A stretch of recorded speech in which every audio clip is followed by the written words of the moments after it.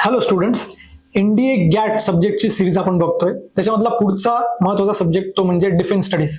So defence studies मध्ये अभ्यास करायचं झालं तर डिफेन्समध्ये सगळ्यात महत्वाचं म्हणजे आपल्या भारताच्या असलेल्या 3 सैन्य फौजा, ज्याच्यामध्ये इंडियन आर्मी, इंडियन नेव्ही आणि इंडियन एअरफोर्स हे भारताचे फ्रंटलाईन डिफेन्स फोर्सेस आहेत. पण याच्या व्यतिरिक्त पण जाणून घ्यायचं झालं तर भारतामध्ये पॅरामिलिटरी फोर्सेस या सुद्धा आहेत, ज्याच्यामध्ये सीआरपीएफ, आयटीबीपी, बीएसएफ, एनएसजी यांसारख्या फोर्सेसचा पण इन्क्लूड केला जातो. ज्या फोर्सेस भारताच्या पीस टाइम मध्ये भारताच्या बॉर्डरची सुरक्षा करतात त्यांना पॅरामिलिटरी फोर्सेस किंवा सीएपीएफ असं म्हटलं जातं.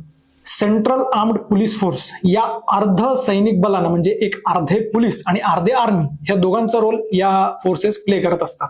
याच्या व्यतिरिक्त डिफेन्समध्ये सांगायचं झालं तर भारताकडे असणारे शस्त्रास्त्र, for example missiles, planes, fighter jets, नेव्हीच्या रिगार्डिंग जाणून घ्यायचं झालं तर असणाऱ्या सबमरीन्स, शिप्समध्ये पण डिस्ट्रॉयर्स आहे, फ्रिगेट्स आहेत, किंवा आर्मीच्या रिगार्डिंग जाणून घ्यायचं झालं तर डिफरंट टँक्स किंवा आर्टिलरी गन्स या कुठल्या आहेत, त्यांचे नाव काय आहेत, त्यांच्या रेंजेस किती आहेत, आणि रिसेंटमध्ये आपण काय कुठले डिफेन्स मिलिटरी इक्विपमेंट्स अक्वायर केलेले आहेत, हे सगळं डिफेन्स स्टडीमध्ये आपल्याला जाणून घ्यायचं असतं.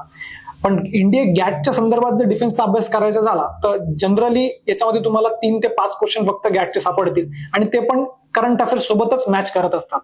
So if you have any query regarding the same, you just ask KSA in the comment section.